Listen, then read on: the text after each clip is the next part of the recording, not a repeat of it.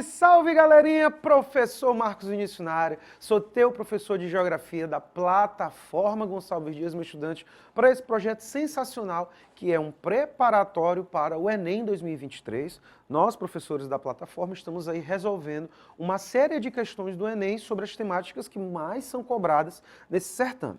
E hoje, nós vamos responder questões atreladas às terras e o uso de recursos. Vamos falar aí, por exemplo, sobre questões agropecuárias, tá certo? Fora outras temáticas muito importantes. E eu começo, meu estudante, te trazendo uma questão do Enem 2020. Estamos também respondendo sempre questões muito atuais. Tu já sabe, né, meu estudante? A gente utiliza estratégias de resolução de prova e eu particularmente gosto de usar a estratégia de analisar primeiramente o comando. Só te relembrando, a prova do Enem, em sua estrutura, ela tem, né, um segmento onde vem inicialmente um texto motivador, como tu pode ver aqui, a gente tem um comando que vai te fazer a pergunta e depois a gente tem as alternativas. Quando tu analisa o comando, primeiramente, tu tem uma série de vantagens, como, por exemplo, a identificação do objeto de conhecimento, né? Você consegue, por exemplo, tirar informações que vão, de certa forma, te nortear a interpretar o texto de uma melhor forma, beleza? Então, sem mais delongas, vou logo para o comando da questão e já eu volto para o texto motivador. Então, me espera aqui texto que eu já volto. Vamos lá. Vamos para o comando da questão. Muito bem, olha o que ele me diz. A expansão da capacidade produtiva brasileira no contexto indicado, melhor dizendo, também resultou em quê? Ou seja, a expansão, né, da nossa capacidade produtiva trouxe alguma consequência. Que consequência foi essa? Foi queda nos níveis de contaminação, retomada de técnicas, desvalorização financeira, inibição do fluxo migratório ou crescimento de demanda por trabalhadores. Uma disso aqui vai ser uma consequência que a nossa capacidade produtiva trouxe. Agora sim, eu vou procurar no texto o que ele fala sobre a nossa expansão produtiva. Vamos lá. Lendo com calma. No fim da década de 1950, a agricultura intensiva, olha lá, estamos falando de atividades agropecuárias, agricultura intensiva, ou seja, aquela que é voltada principalmente com mecanização. O intensivo vem justamente de aumento de produtividade, né? Ou seja, intensificar a produção para gerar uma maior quantidade de bens produzidos, tá? Então, a agricultura intensiva começou a ser disseminada nos países em desenvolvimento.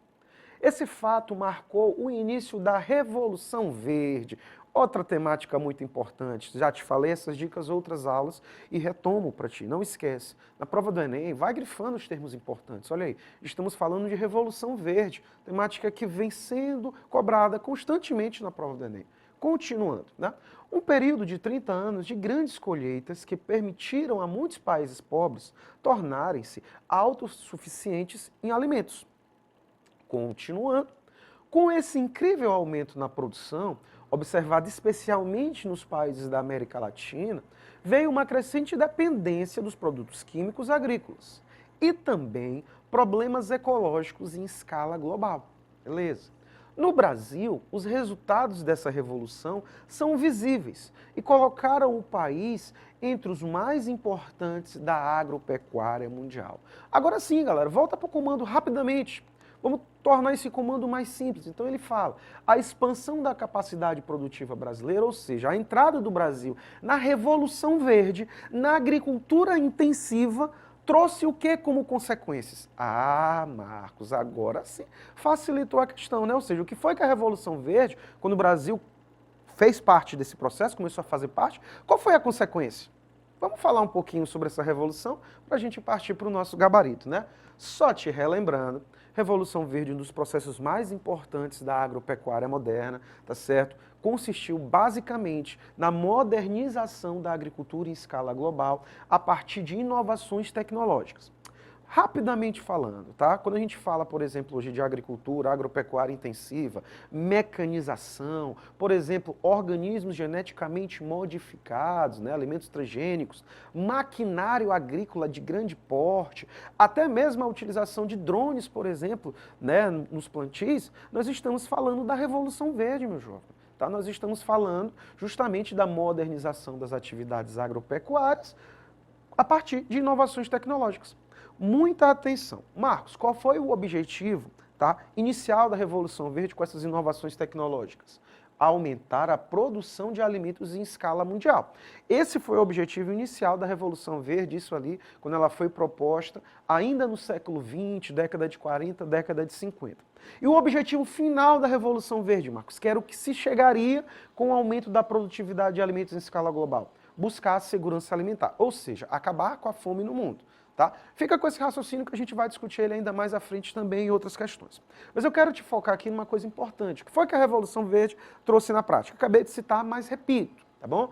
Melhoramento genético de espécies, o OGM. Marcos, o que são OGMs? Organismos geneticamente modificados, alimentos transgênicos, tá? Desenvolvimento de maquinários agrícolas, adubos, fertilizantes, defensivos agrícolas, agrotóxicos. Todos esses produtos são fruto da Revolução Verde.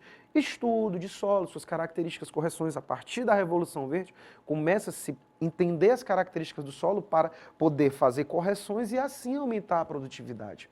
Modernização dos sistemas de irrigação, geração principalmente levando água, e um elemento fundamental que vai ser uma mão de obra mais qualificada. Veja, por exemplo, hoje na agricultura moderna, você precisa de vários profissionais qualificados para que essa produtividade mantenha-se no ápice. Agrônomos, você precisa de técnicos, você precisa de principalmente voltados também em relação a maquinário, tecnologia.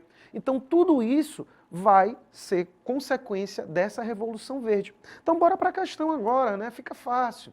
Tá? Então, no contexto da Revolução Verde no Brasil, ela trouxe como consequência o quê, Marcos? Letra A, queda nos níveis de contaminação do solo? Não. Trouxe aumento, aumentou a produtividade, mas o uso de agrotóxicos defensivos aumentou, né, os níveis de contaminação do solo, infelizmente. Então, letra A está errado. Letra B, trouxe a retomada de técnicas tradicionais de plantio. Gente, técnicas tradicionais são aquelas técnicas que são utilizadas de maneira mais arcaica, né, que não vão utilizar principalmente tanta tecnologia. Na realidade, está errado. Nós temos hoje técnicas intensivas com alta tecnologia. Anota esse termo, agricultura ou agropecuária de precisão. Tu podes encontrar isso na tua prova, estudante, tá? Agropecuária de precisão, porque se utiliza de muita tecnologia para ser preciso nos seus resultados, beleza? Então, letra B está errado. Letra C, trouxe como consequência a desvalorização financeira das propriedades? Não. A Revolução Verde ela aumentou a produtividade. Se aumenta a produtividade, as propriedades tendem também a se valorizar. Errado.